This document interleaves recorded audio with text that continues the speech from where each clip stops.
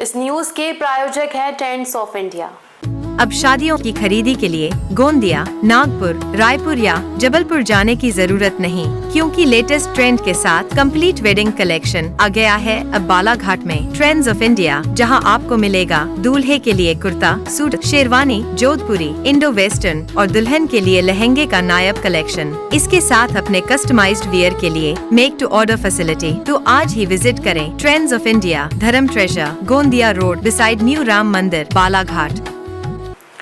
बालाघाट के Sardar Patel multi specialist अस्पताल में युवक के ऑपरेशन के बाद कोमा में चले जाने की घटना की गंभीरता को देखते हुए क्षेत्रीय विधायक अनुपमा बंजारे खुद अस्पताल पहुंची और प्रबंधन को जमकर आड़े हाथों लिया।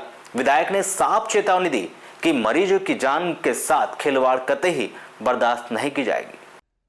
विधायक ने उपचार की प्रक्रिया, ऑपरेशन करने वाले डॉक्टरों की डिग्री और मरीज की वर्तमान नाजुक स्थिति को लेकर एक के बाद एक तीखे सवाल किए। उन्होंने अस्पताल प्रबंधन को सख्त लहजे में निर्देशित किया कि अस्पताल में केवल योग्य और अनुभवी चिकित्सकों की सेवाएं ही ली जाए। विधायक ने यह भी कहा कि उपचार में किसी भी प्रकार की चूक या फिर लापरवाही के गंभीर परिणाम होंगे। उन्होंने अस्पताल को चेतावनी दी है कि भविष्य में ऐसी पुनरावृत्ति न हो और मरीजों की सुरक्षा को सर्वोच्च प्राथमिकता दी जाए।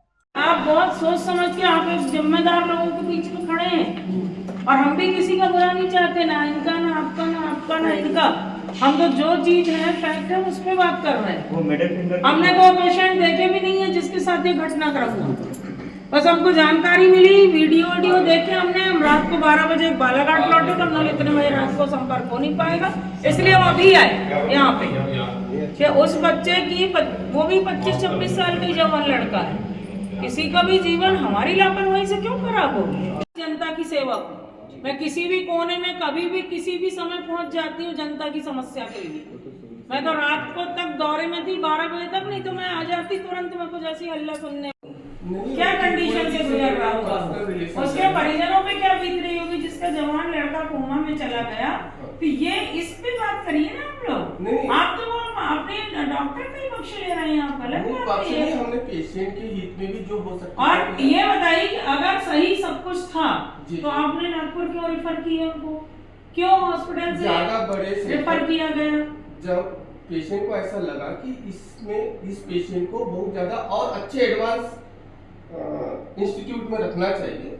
यहाँ पर मान लीजिए कि अपने पास गुंजाइश बालाघाट जैसा छोटा शहर है, इसमें एक सीमित संसाधन है और ज्यादा उच्च स्तरीय इलाज वहाँ और उपलब्ध हो सकता था। कहाँ आप तो पूछ कछ रहे, बता कुछ रहे।